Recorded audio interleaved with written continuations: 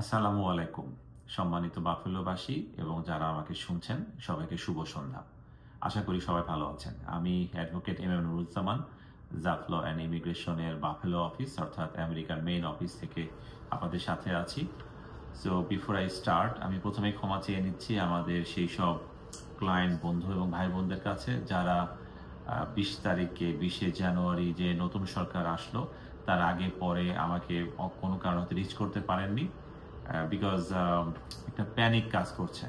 তো মূলত আজকে আমি আপনাদের সামনে এই প্যানিকের বিষয়ে এবং নতুন যে ইমিগ্রেন্ট বিভিন্ন রুলস আসার কথা বা আসছে বা যে আমেরিকাতে সারা আমেরিকা জুড়ে যে একটা গ্রেফতার আতঙ্ক চলছে এই বিষয়গুলো নিয়ে মূলত কথা বলবো। এর সাথে থাকবে আমাদের জাফলান ইমিগ্রেশনের যে রেগুলার ইমিগ্রেশন আপডেট সেটা নিয়ে কথা বলবো। সো ধন্যবাদ বাফেলো বাংলা আমার সাথে থাকার জন্য। সেই সাথে প্রথমবারের মতো আজকের এই লাইভটি সরাসরি সম্প্রচারিত হচ্ছে আমাদের জাফলান ইমিগ্রেশনের যে ইউটিউব চ্যানেল থেকে। আশা করি আপনারা দেখবেন এবং ভবিষ্যতেও আমাদের ইউটিউব চ্যানেলে আমরা বেশ কিছু তথ্য সহ ওয়ান কাইন্ড অফ ডকুমেন্টারি দেওয়ার চেষ্টা করব, সো দ্যাট আপনারা যেন কোনো বিভ্রান্তির শিকার না হন। যারা বিভিন্নভাবে আমেরিকার ইমিগ্রেশন নিয়ে বা আমেরিকার ভিসা নিয়ে, ওয়ার্ক ভিসা বা অন্যান্য ক্যাটাগরি নিয়ে কথা বলবেন বা জানতে চান, তাদের জন্য যেন আমাদের ইউটিউব চ্যানেল একটা রিসোর্সফুল হয় সেটার জন্য আমরা চেষ্টা করব। সো আর কথা না বাড়িয়ে আমি মূলত আজকে যে বিষয়গুলো নিয়ে কথা বলবো সেটা হলো যে আইস।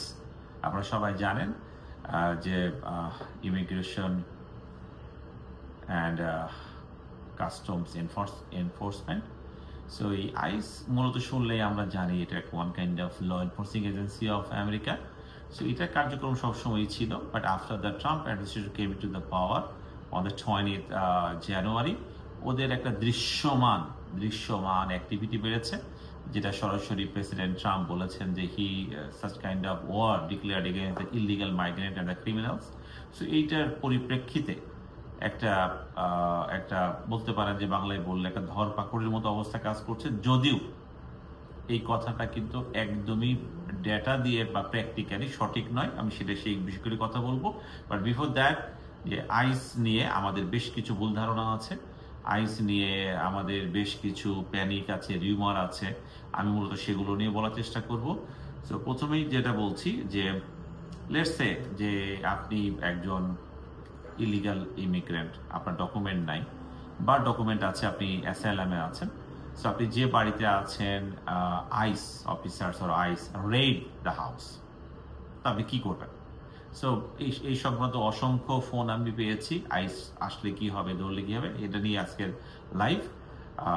সো আপনি মূলত যেটা আপনি পারেন, ফার্স্ট অফ অল যে আইসের কাছে যদি জুডিশিয়াল ওয়ারেন্ট, সার্চ ওয়ারেন্ট না থাকে, আইস আপনার বাড়িতে ঢুকতে পারবে না। It's very simple and basic law. So judicial search warrant বলতে কি মিন করে, যে উনি আপনার বাড়িতে ঢোকার জন্য তার একটি স্পেশাল সার্চ ওয়ারেন্ট থাকতে হবে এবং that must be signed by a জাজ।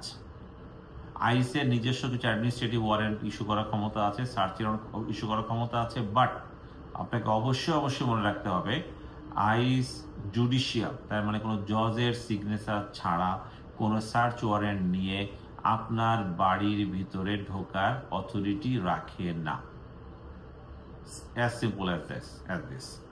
বাট আপনি তাকে অনুমতি দিলে সে ঢুকতে পারবে, অথবা লেটস সে সামওয়ানকে তারা চেজ করতেছে, উনি আপনার বাড়িতে ঢুকে পড়েছে, তখন তারা ঢুকতে পারবে। এরকম কিছু এমিনেন্ট পাবলিক হেলথ রিস্কি বা ইমার্জেন্সি সিচুয়েশন হইতে পারে, কারোর জীবন যেতে পারে, কারোর জানমালের ক্ষতি হতে পারে, এই ধরনের এক্সট্রিম সিচুয়েশনে তারা ঢুকতে পারবে। আদার দেন যে তারা এমনি আসলো, রাতের বেলা এসে আপনার দরজা নাড়লো, খোলেন, আমরা দেখবো ভিতরে কারা আছেন, কাদের ডকুমেন্ট আছে, কাদের নাই। আইস হ্যাজ নট দ্যাট অথরিটি। পরিষ্কার কথা, আপনি তাদেরকে ঢুকতে দিবেন না। দিবেন কখন? যখন তাদের কাছে জুডিশিয়াল মানে জাজের সাইন্ড সার্চ ওয়ারেন্ট থাকবে বা ওয়ারেন্ট থাকবে, তখনই, তাছাড়া দিবেন না। এরপরও যদি আইস ঢুকে গিয়েছে বা আপনি ঢুকতে দিয়েছেন বা ভয় পেয়েছেন বা দরজা খোলা ছিল, হোয়াটএভার, আপনাকে যদি অ্যারেস্ট করতে চায় তাহলে আপনি কি করবেন? প্রথমত আপনাকে কম থাকতে হবে, মানে শান্ত থাকতে হবে। কোনোভাবে প্যানিক হয়ে এমন কিছু করে বসবেন না যে আপনাকে নতুন অপরাধের সাথে নিজেকে জড়িয়ে ফেলেন। এটা কিন্তু অবশ্যই খেয়াল রাখতে হবে। এরপর যেটা, যে আপনি তাকে জানতে চাইবেন যে আপনার লয়ারের সাথে কথা বলার জন্য। ইন দ্য মিন টাইম ওনারা যত প্রশ্নই আপনাকে করুন না কেন, under the 5th amendment you have the right not to answer anything. আপনি জাস্ট বলবেন যে আমি আমার কনস্টিটিউশনাল রাইট প্রয়োগ করছি, অ্যাপ্লাই করছি। So stop, you you you you are not bound to say anything. আপনি কোনো কিছু বলার জন্য বাধ্য নন। সো এই আরেকটা জিনিস গেল। এরপর যদি কোনো কারণে বলতেই হয়, আপনি বলবেন যে হোয়ার ইজ মাই লয়ার, আমি লয়ারের সাথে কথা না বলে আমি কোনো কিছু বলবো না। If they ask to sign something, never ever, আপনি সাইন করতে বাধ্য না, আপনি কখনো সেটা সাইন করবেন না। এরপর আপনি তাকে জিজ্ঞেস করতেই পারেন, খুব সিম্পল, যে আমি কি মুক্ত, নাকি তুমি ওকে অ্যারেস্ট করছো? এটা আপনার রাইট আছে এই প্রশ্ন করার, যে আপনি বুঝে নিচ্ছেন যে সে আপনাকে অ্যারেস্ট করার মতো দাঁড়িয়ে যাচ্ছে, আপনি অ্যারেস্টেড নো। আনটিল আর আনলেস যে আপনাকে অ্যারেস্ট করে, ততক্ষণ কিন্তু you have the right to go, but run করতে পারবেন না।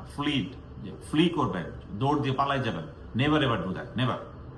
অ্যান্ড দেন ফলস কিছু বলবেন না। যদি কিছু বলেনি, অবশ্যই ফলস কিছু বলবেন না, এতে আপনি আর একটা বিষয়ে ইমপ্লিকেট হয়ে যাবেন। আর একটা জিনিস, যে অফিসার আপনাকে অ্যাপ্রোচ করবে বা আপনার কাছে সামনে আসবে, আপনি তার নাম এবং তার নাম্বার যদি দেয়, এটা অবশ্যই যদি লেখার সুযোগ থাকে লিখে রাখবেন, রেকর্ড করার সুযোগ থাকে রেকর্ড করে রাখবেন, অথবা অ্যাটলিস্ট মনে রাখবেন। আর সবসময় চেষ্টা করবেন সামওয়ান যাতে আপনার এই ঘটনাটা দেখে বা রেকর্ড থাকে বা একজন উইটনেস থাকে। সম্ভব হলে আপনার লয়ারকে ফোন দিবেন, আপনার ইমিগ্রেশন যে ফার্ম তাদেরকে ফোন দিবেন। লেটস সে আপনার লিগ্যাল ডকুমেন্ট আছে, কিন্তু ভুল করে আপনি গাড়িতে রেখে আসছেন, বাড়িতে রেখে আসছেন, সেই মুহূর্তে আইস আপনাকে অ্যাপ্রোচ করলো ধরার জন্য বা জিজ্ঞেস করার জন্য। ঠিক আগে যে কথাগুলো বললাম সেগুলোর প্রযোজ্য হবে, but on top of that আপনি তাদেরকে এক্সপ্লেইন করবেন যে I have my documents at home, can I retrieve that? That means আমি আনতে পারি কিনা। সো আইস অ্যাকচুয়ালি এইখানে তাদের ডিসক্রিপশন আছে, তারা আপনাকে অ্যালাউ করতেও পারে, নাও পারে। বাট রিমেম্বার, যদি তারা অ্যালাউ করে, লেটস গো উইথ ইউ, এইটাতে সহজে আপনি রাজি হবেন না, সো দ্যাট তারা যেন আপনার বাড়ি চিনতে না পারে। এবং সেখানে আপনি যেটা করতে পারেন, যে আপনি আপনার একজন ট্রাস্টেড ফ্রেন্ডকে ফোন করার অনুমতি নিয়ে বা ফোন করতে পারেন, যে আমার ডকুমেন্টগুলো এখানে আছে, প্লিজ ব্রিং দ্যাট বা ব্রিং দোজ। এই একটা অপশন আপনার আছে। অ্যান্ড দেন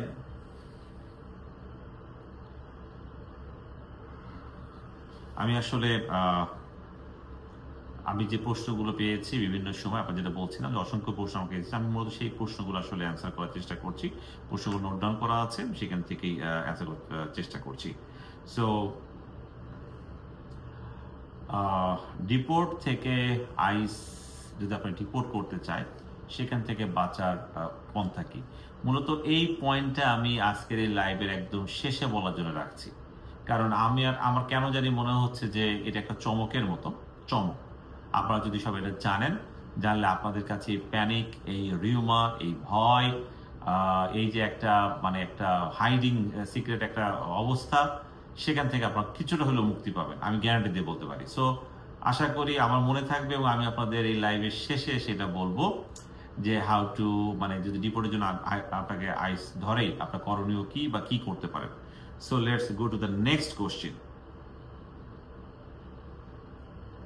নেক্সট কোশ্চেন হলো যে অনেক সময় আছে যে আইস আপনাকে নিয়ে কোর্টে অ্যাপ্রোচ করতে পারে, যে ধরে নিচ্ছে যে আপনাকে রিমুভাল অর্ডার হয়েছে, আপনি সেই রিমুভাল অর্ডারটাকে আপনি চ্যালেঞ্জ করে বা মোশন করে আপনি কোর্টে রিওপেন করতে পারেন।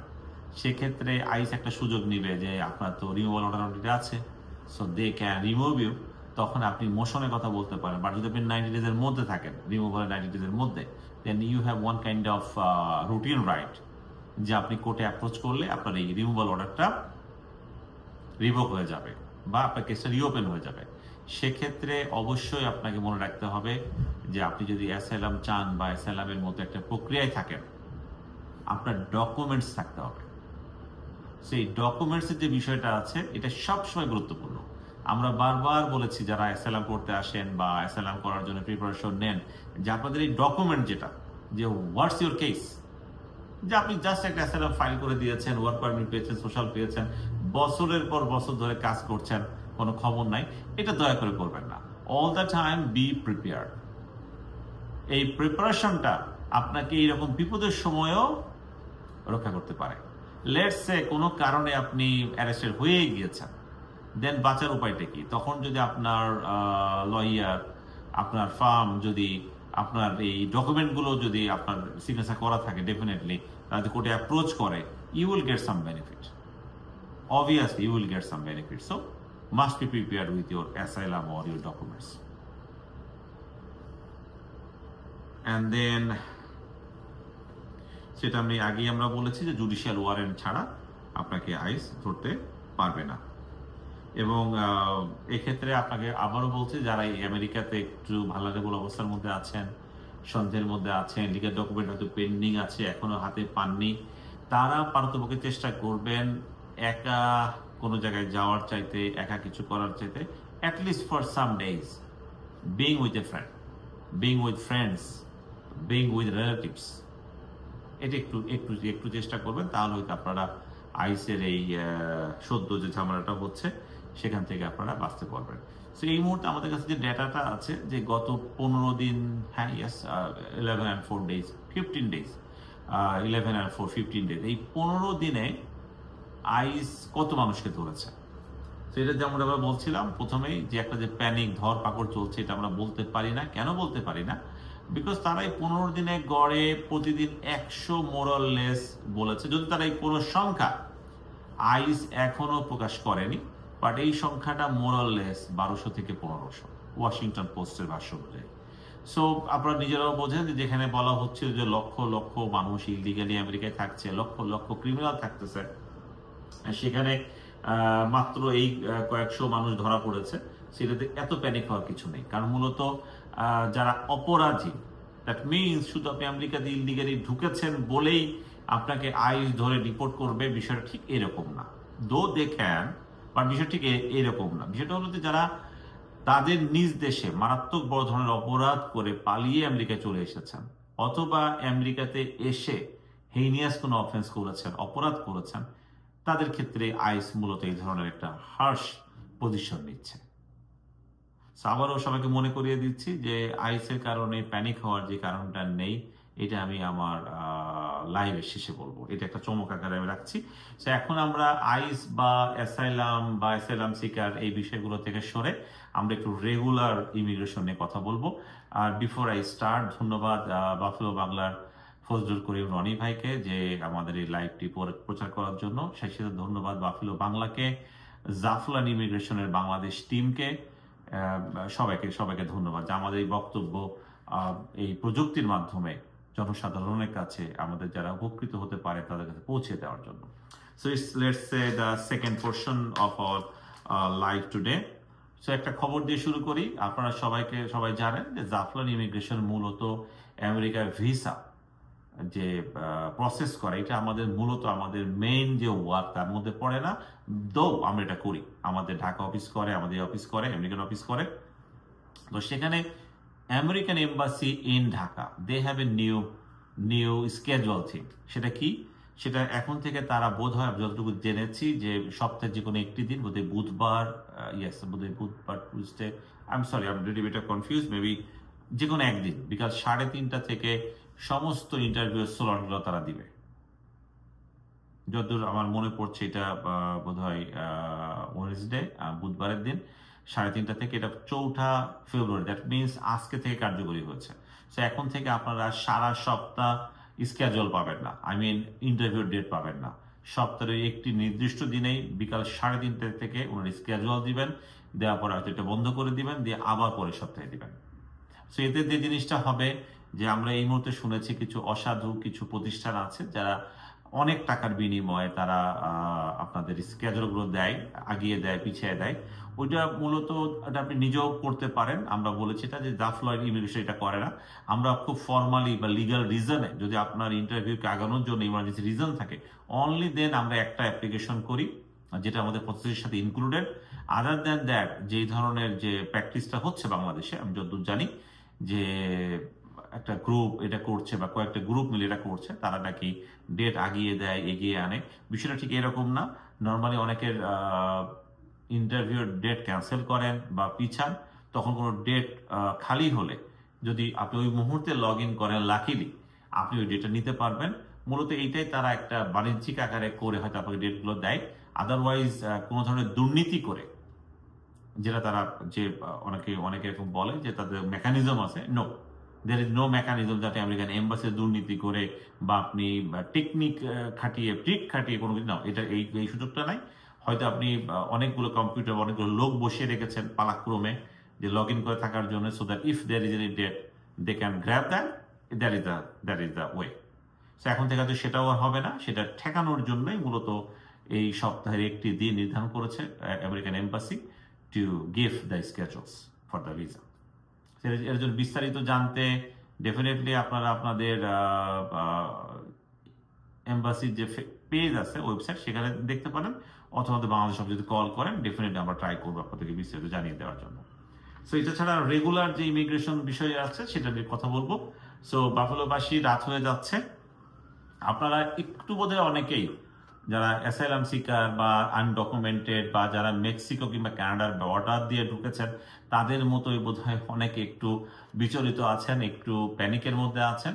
প্রথমে আপনাদেরকে একটা আপডেট জানিয়ে দিচ্ছি যে এখনো পর্যন্ত ট্রাম্প সরকার আসার পর যে ফ্যামিলি ইমিগ্রেশন, যেটা নিয়ে সবচেয়ে বেশি সময় যে প্যানিক কাজ করছে, যে না জানি উনি কি করেন, কোনটা বন্ধ করেন, কোনটা করেন, না, এই ধরনের কোনো কিছু টিল টু ডেট এখনো পর্যন্ত এই ধরনের কোনো নতুন রুলস, কোনো এক্সিকিউটিভ অর্ডার এখনো পর্যন্ত আসেনি।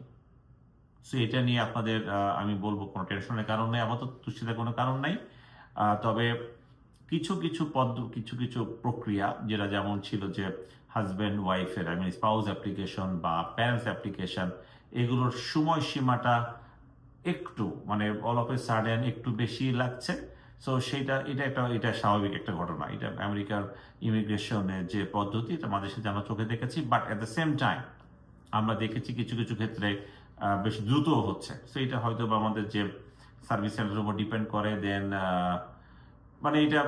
এটা আমি এক্স্যাক্টলি কোনো রিজন আপনাদের বলতে পারবো না, বাট কিছু কিছু ক্ষেত্রে কয়েক মাসে ডিফারেন্স হচ্ছে। উই হ্যাভ কেসেস লাইক 2 থেকে 2.5 বছর পরে ওয়াইফের হচ্ছে, বাচ্চা তারও পরে হচ্ছে, আবার দেখা গেল বাচ্চা ওয়াইফ একসাথে হচ্ছে।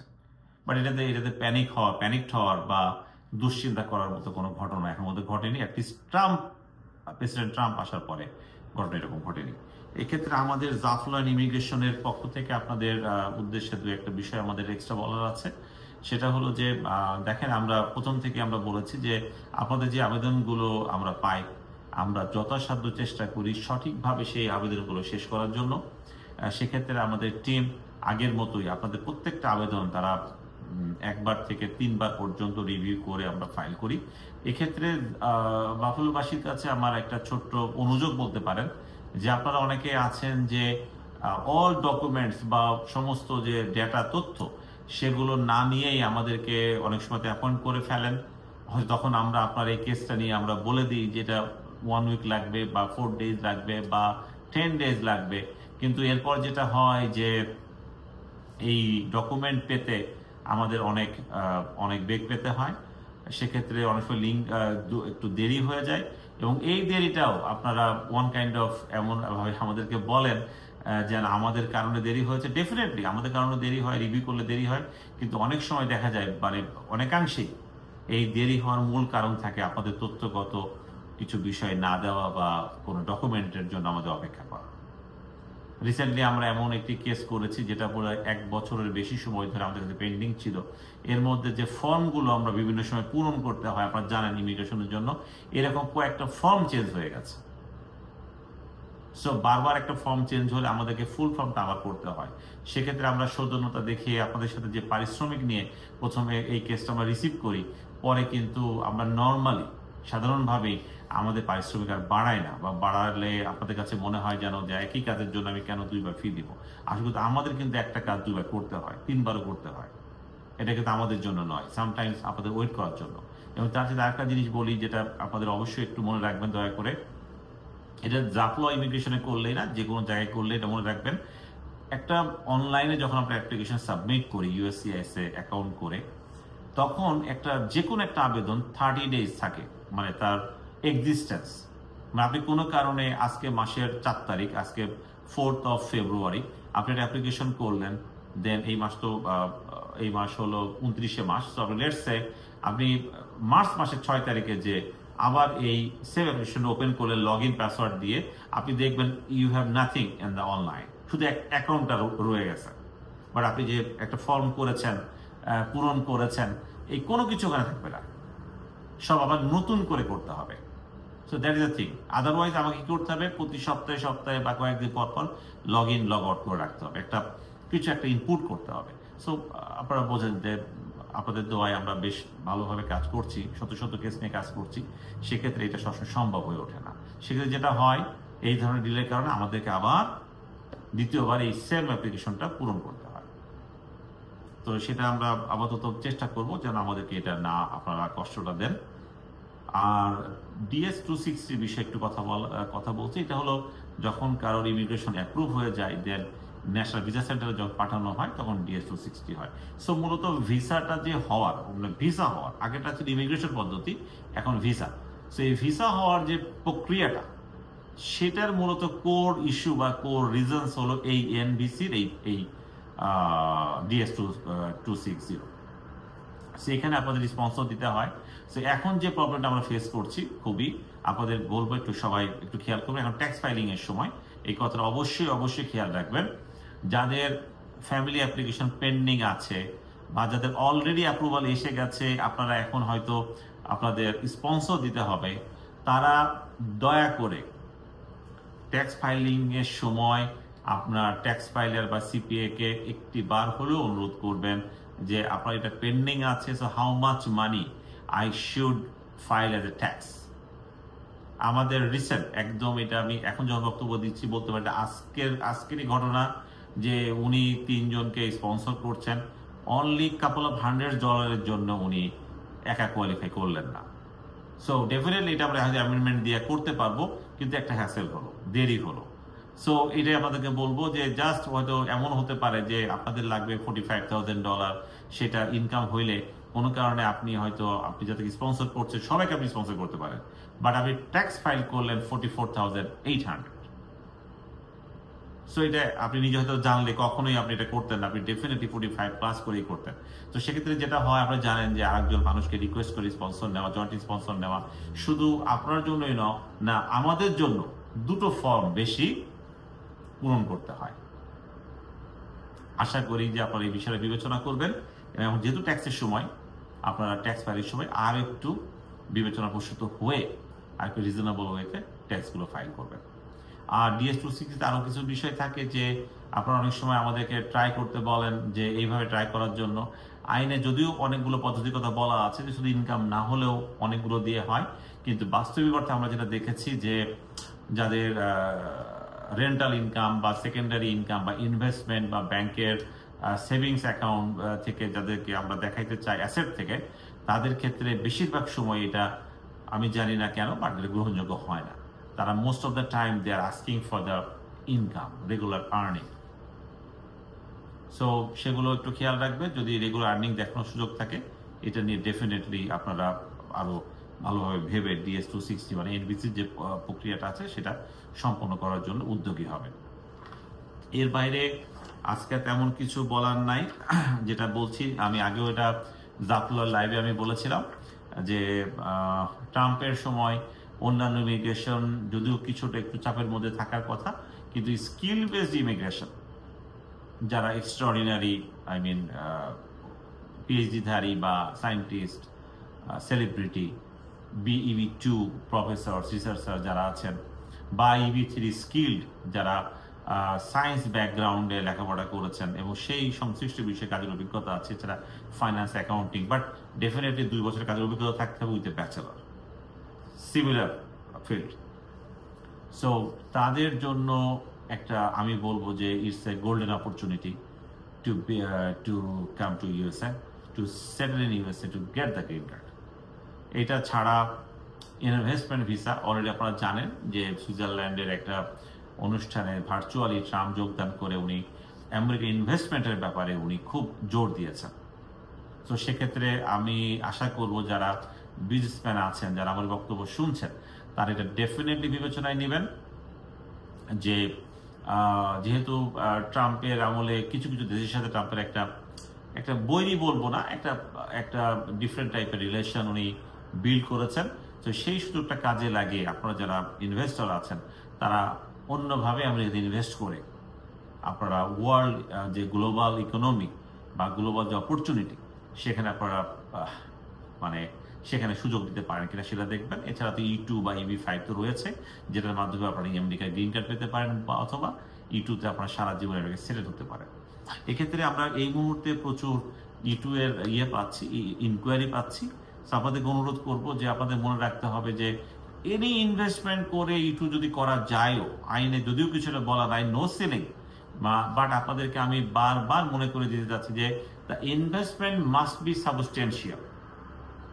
সেখানে আমাদেরকে অনেকেই বলছেন যে আমার বন্ধুর একটা বিজনেস আছে বা আমরা 4 বন্ধু মিলে করব, দেন তারা 3 জন আমেরিকান সিটিজেন বা গ্রিন কার্ড হোল্ডার, আমি তাদের মধ্যে থেকে আমি E2 করতে পারবো কিনা। দেখেন এই বিষয়গুলো সবগুলো তো ইয়েস আপনি পারবেন, বাট কোন প্রক্রিয়ায় ডকুমেন্টগুলো হচ্ছে, আপনার যে পরিমাণ শেয়ার লাগবে, I mean as per law 50%, but Jaff law immigration we are recommending at least 60%। এটা আমরা জাস্ট আমাদের মতো করে আমরা বলেছি, এটা আমরা চাই এটাকে অগ্রাধিকার দিতে, I mean preference, but not necessarily আপনি 50% দিয়েও E2 করতে পারবেন। সো সেক্ষেত্রে এই বিষয়গুলো সঠিকভাবে হচ্ছে কিনা, আমি করে ফেললাম হয়ে গেল, বিষয়টা ঠিক এইরকম না, সঠিকভাবে আইনি প্রক্রিয়া হচ্ছে কিনা সেটা কিন্তু অবশ্যই এনশিওর করতে হবে। আমি এই লাইভের মধ্যে যারা আমাদেরকে প্রশ্ন করবেন বা যারা পরে এসেছেন, ডেফিনেটলি আপনার প্রশ্নগুলো করে রাখবেন। আমি আসলে বাংলাদেশ সফর, দেন নিউ ইয়র্ক, দেন ইন্ডিয়ানা, দেন লাস্ট নাইট আসলে আমি বাপুল এসে পৌঁছেছি। সো আমার কাছে মনে হচ্ছে আমি একটু এক্সস্টেড, তো আমি প্রশ্নগুলোর উত্তর আমি সরাসরি লাইভে দিব না, আপনারা প্রশ্নগুলো করে রাখবেন। আমি ডেফিনেটলি ট্রাই করবো, আমার টিম ট্রাই করবে এগুলোতে কমেন্ট আকারে অ্যান্সার দেওয়ার জন্য। তো যেটা বলছিলাম, সো E2 করতে হলে আপনারা জাস্ট হুইমজিক্যালি সবাই মিলে একটা বিজনেস করে ফেললাম, এটা দিয়ে E2 ফাইল করে দিব, এই ধরনের যে মেন্টালিটি সেখান থেকে সরে আসবেন। জাফল ইমিগ্রেশন হোক বা অন্য কেউ হোক, বাট ডেফিনেটলি আমি আপনাদেরকে আর্নেস্টলি রিকোয়েস্ট করবো যে before you start an E2 business, E2 process, obviously and of course contact a firm, immigration firm, then যারা আমাদের E2 করে, তারপরে আপনারা সিদ্ধান্ত নিন। কারণ আপনার একটা ছোট্ট ভুল, শুরুতে একটা ছোট্ট ভুল, এটা পরের ইনভেস্টমেন্ট করার পরে অনেক বড় ব্যবসা করার পরও দেখবেন ওই ছোট্ট একটা ভুলের কারণে আপনার E2 বিজনেসটা কোয়ালিফাই করছে না। কারণ E2 করতে হলে E2 যে বিজনেসকে কোয়ালিফাই করা সবচেয়ে জরুরি। সেক্ষেত্রে বিজনেস প্ল্যান যেটা আপনাদের দিতে হবে, ইটস এ ম্যান্ডেটরি থিং। শুধু ইনভেস্টমেন্ট করলেন, একটা বিজনেস দেখা গেল ওখানে এমপ্লয়িজ আছে, that is not enough. So আজকে আর কথা বাড়াবো না, যেটা দিয়ে আমরা হয়তো এর বিষয়ে আরো অন্যান্য দিন আরো লাইভে আমরা করবো ইনশাল্লাহ। সো বিফোর আই ফিনিশ, যেটা আপনাদের বলেছিলাম যে শেষে একটা চমক থাকবে। চমকটা হলো যে আইস আপনাকে রেড দিতে পারে, আপনাকে অ্যারেস্ট করতে পারে, আপনাকে ধরে নিয়ে ডিটেন করতে পারে, but they cannot deport you unless কোনো একজন ইমিগ্রেশন কোর্ট থেকে আপনার ফাইনাল রিমুভাল অর্ডার না থাকে। সো যাদেরই অ্যাসাইলাম পেন্ডিং আছে কোর্টে বা USCIS এ, তারা নিশ্চিত থাকতে পারেন যে তারা যদি অন্য কোনো বড় ধরনের অপরাধে আমেরিকায় না করে থাকেন, আমি কিন্তু আবারও রিপিট করছি, তারা যদি অন্য কোনো ধরনের বড় অপরাধ আমেরিকা এসে না করে থাকেন, তাদেরকে ইমিগ্রেশন কোর্টের প্রসেস না শেষ করে ICE cannot deport to any country. So আশা করছি আপনাদের এই কথাটা আপনাদের অনেকের প্যানিক কমাতে সাহায্য করবে, রিমা কমাতে সাহায্য করবে, আর সেই সাথে গুজবে কান দিবেন না। সাম মিডিয়া, সাম টিভি চ্যানেলস, তারা এই প্যানিককে ওয়ান কাইন্ড অফ একটা এখন বলবো পণ্য বানিয়ে ফেলেছে। তাদের কথায় কান দিবেন না। ডেফিনেটলি আইস আসাতে আমাদেরকে সাবধান থাকতে হবে, আমাদেরকে মিনস যারা ডকুমেন্টের সমস্যা রয়েছে তাদেরকে, বাট আমরা যারা আমেরিকানস আমরা ডেফিনেটলি আমরাও চাই না, আমি চাই না যারা আমার বক্তব্য শুনছেন তারা আমার সাথে একমত হবেন কিনা, আমরাও আসলে চাই না যে অপরাধীরা আমেরিকাতে এত বেশি আশ্রয় পাক। আপনারা দেখবেন যখন আমরা অ্যাসাইলাম অ্যাপ্লিকেশন করি বা আপনাদের জন্য করা হয়, তখন সে স্পষ্ট একটা প্রশ্ন থাকে যে আপনি নিজে এই ধরনের অপরাধে জড়িত কিনা। দ্যাট মিনস যে প্রত্যেকে আমরা চাই একটা safe America, safe community, safe society.